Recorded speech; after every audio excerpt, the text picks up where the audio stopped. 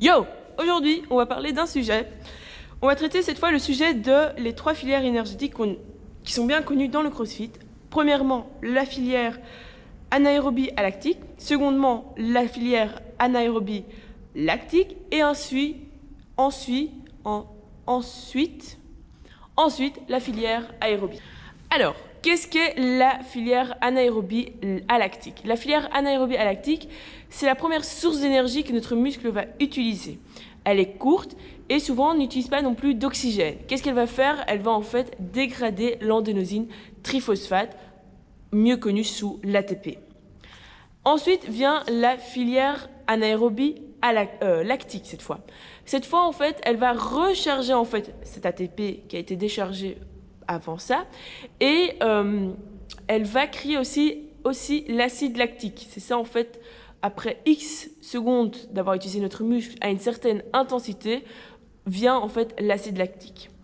Ensuite, on vient la dernière filière qui est l'aérobie, tout simplement. Et cette fois, elle va utiliser l'oxygène en fait pour donner de l'énergie à notre muscle, mais va aussi en fait aller puiser dans nos réserves. Alors, comment se suivent en fait les 3 filières? Donc, comme j'ai dit, la première filière, qui est l'anaérobie alactique, ne va pas utiliser d'oxygène. Elle va en fait dégrader l'ATP et va créer de la créatine phosphate.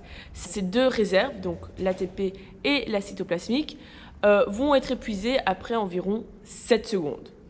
Vient ensuite la filière anaérobie lactique. Alors, cette filière anaérobie lactique va essayer de recharger notre ATP.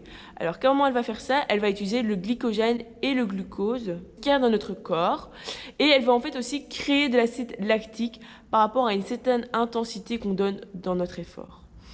Une fois qu'en fait toutes ces réserves ont été épuisées, on va aller chercher dans nos réserves, comme on dit, les glucides, les lipides et les protéines en tout dernier.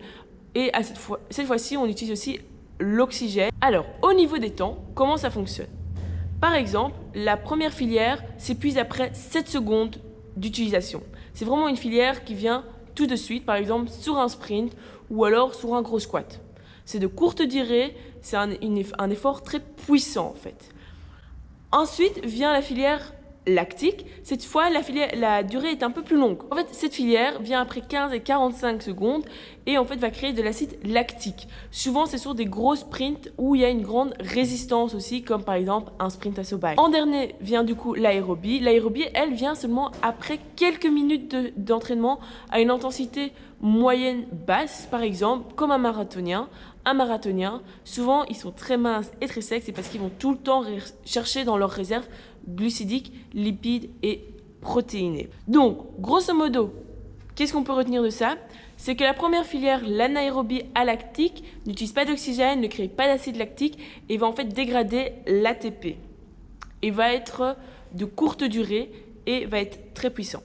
La deuxième filière, l'anaérobie lactique, celle-ci n'utilise pas non plus d'oxygène, va créer de l'acide lactique et va essayer de recharger l'ATP. D'accord? Et cette fois, on va plus l'utiliser du type résistance.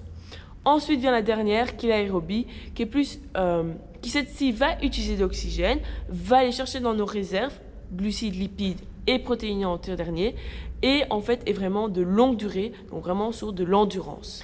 Donc voilà, cette vidéo est finie, elle était courte et simple, mais je voulais vraiment vous expliquer de base qu'est-ce que c'est en fait tout ça, et aussi pour peut-être vous aider, vous, dans vos entraînements, à essayer d'utiliser les 3 différentes filières, car en fait, elles sont vraiment